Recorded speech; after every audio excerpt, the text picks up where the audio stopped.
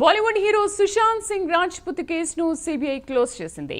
దీనికి సంబంధించి క్లోజింగ్ రిపోర్టును ముంబై కోర్టులో దాఖలు చేసింది.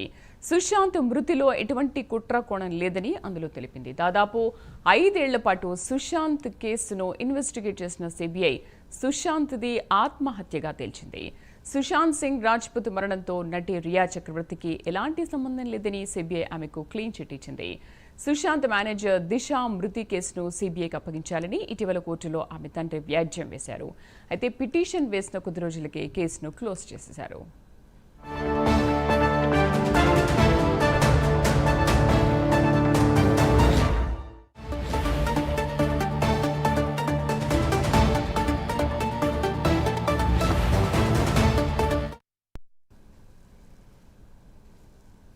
బాలీవుడ్ హీరో సుశాంత్ సింగ్ రాజ్పుత్ కేసును సిబిఐ క్లోజ్ చేసింది.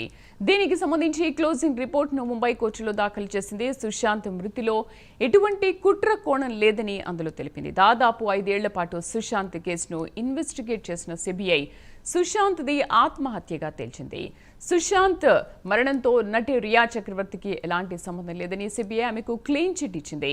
సుశాంత్ మేనేజర్ దిశా మృతి కేసును సిబిఐకి అప్పగించాలని ఇటీవల కోర్టులో ఆమె తండ్రి వ్యాజ్యం వేశారు. అయితే పిటిషన్ వేసిన కొద్ది రోజులకే కేసును క్లోజ్ చేశారు. దీనికి సంబంధించి పూర్తి సమాచారాన్ని మా నేషనల్ బ్యూరో చీఫ్ కళ అందిస్తారు. కళ, ఓవర్ టు యు.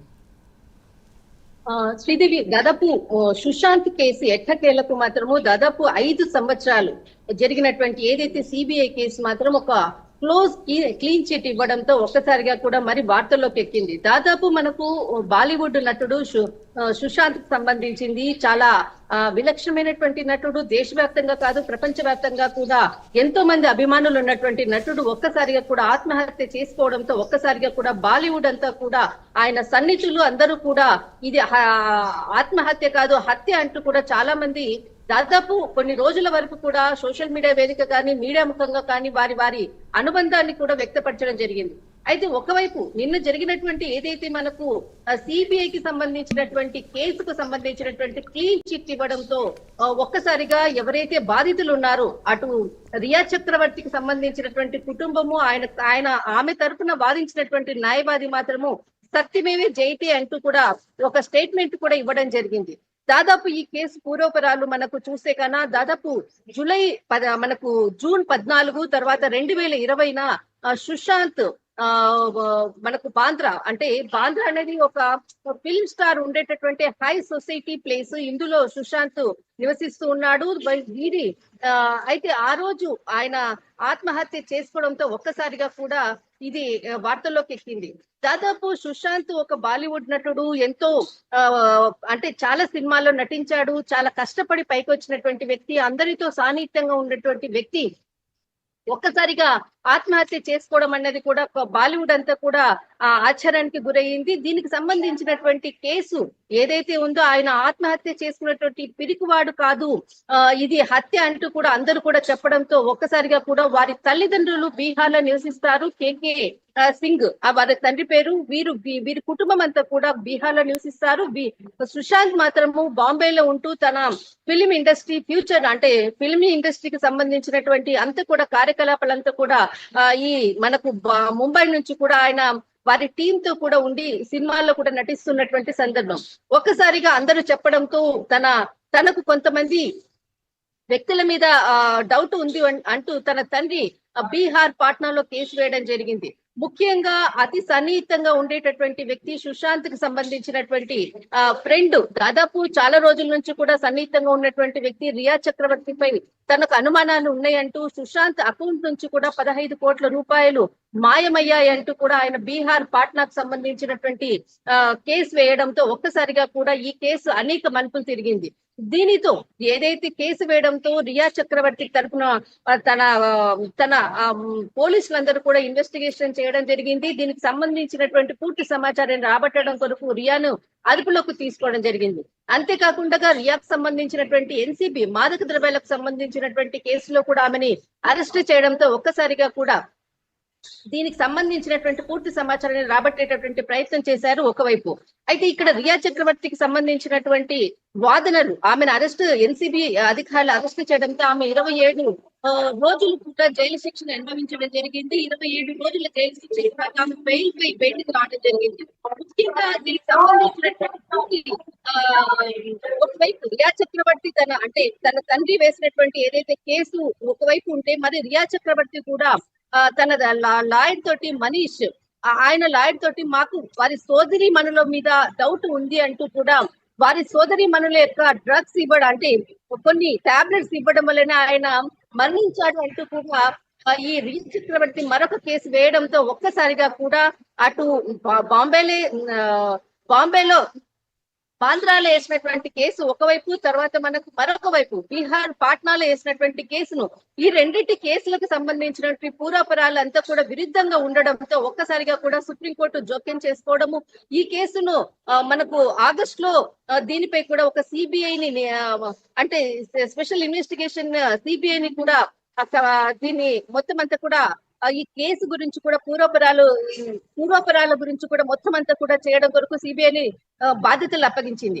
అయితే అప్పటి నుంచి కూడా సిబిఐ అనేక కోణాల మీద దీనిపై ఇన్వెస్టిగేషన్ ప్రారంభించింది. ముఖ్యంగా ఒకవైపు తల్లిదండ్రులు, ఒకవైపు స్నేహితులు, మరొక వైపు సోదరి మనుషు, ఈ ముగ్గురు ఒకవైపు, తర్వాత మరొక వైపు రియా చక్రవర్తి ఒకవైపు.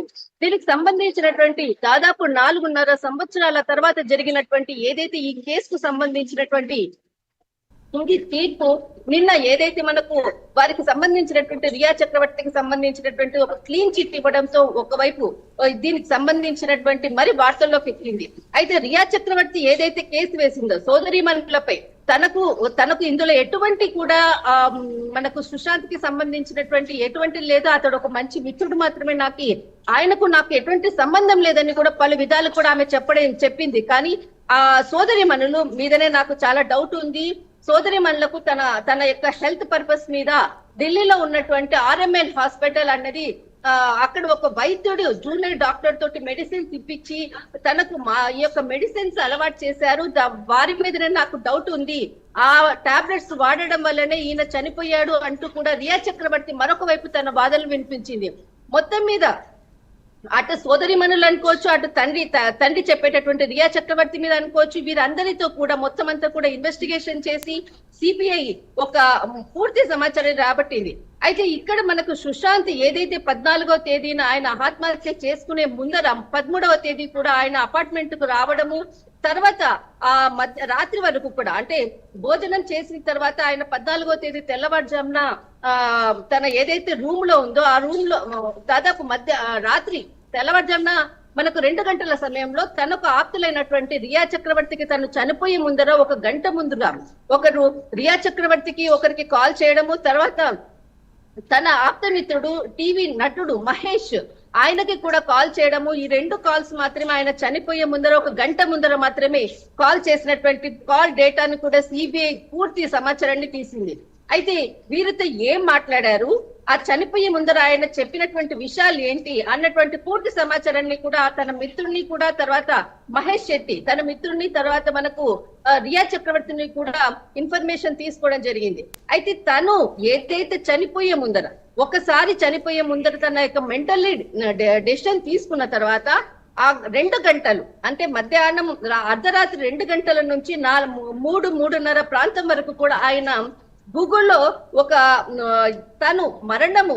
తనకు నొప్పి లేకుండా ఏ విధంగా మరణించాలి అన్నటువంటి ఒక గూగుల్ సర్చింగ్ కూడా చేసినటువంటి డాటాని కూడా సిబిఐ నివేదికలు తీయడం జరిగింది. అంటే తను ఏదైతే చనిపోవడం అన్నదో అంటే హత్య కాదు, ఇది ఆత్మహత్యకు ముందు అనేక పరిణామాలని పూర్తి డాటాను తీసుకోవడం జరిగింది. అంతేకాకుండా ఇక్కడ మరి మనకు ఇంపార్టెంట్ అయినటువంటి విషయం ఏంటంటే ఆయన చనిపోవాలి అని నిశ్చయించుకున్న తర్వాత గూగుల్లో ఏదైతే ఇన్ఫర్మేషన్ డాటాను ఆయన డౌన్లోడ్ చేసుకుని ఆయన దాన్ని పదే చూడడము, తను చనిపోయినప్పుడు కూడా ఎటువంటి కూడా సూసైడ్ నోట్ అన్నది కూడా అక్కడ ఎక్కడా కూడా దొరకలేదు. మొత్తం అంతా కూడా కొన్ని రోజుల వరకు కూడా ఆ రూమ్ ఏదైతే ఆయన అపార్ట్మెంట్ ఉందో అపార్ట్మెంట్ అన్నిటినీ కూడా వారు ఇన్వెస్టిగేషన్ చేశారు, ఎక్కడ కూడా సూసైడ్ నోట్ దొరకలేదు. కానీ ఆయన చనిపోవాలని మెంటల్లీ డిసైడ్ అయ్యాడు. కాబట్టి ఈ విధంగా ఆయన చనిపోవడం జరిగింది. అది హత్య కాదు, అంటే ఇది ఆత్మహత్య అంటూ కూడా సిబిఐ ఒక క్లీన్ చిట్ ని మాత్రం ఇవ్వడం జరిగింది. మొత్తం మీద ఓవరాల్ గా 4.5 సంవత్సరాల తర్వాత జరిగినటువంటి ఏదైతే ఇన్వెస్టిగేషన్ గురించి మాత్రము ఇక్కడ రియా చక్రవర్తి తను మీడియా ముఖంగా కానీ సోషల్ మీడియాలో కానీ చాలా ఇబ్బందులను ఎదుర్కోవాల్సి వచ్చింది. తనను అన్ని విధాలుగా కూడా తన లైఫ్ అంతా కూడా చాలా స్పాయిల్ అయ్యింది. కానీ తనకు జరిగినటువంటి నష్టము ఇక ముందు ఎవరికి జరగరాదు, దయచేసి మీడియా మిత్రులందరూ దీన్ని గమనించాలి అంటూ కూడా రియా చక్రవర్తికి సంబంధించినటువంటి తరపు న్యాయవాది మనీష్ ఇక్కడ నిన్న సత్యమేవ జయతే అంటూ కూడా చెప్పడం జరిగింది. శ్రీదేవి. రైట్ కళ, థ్యాంక్ యూ.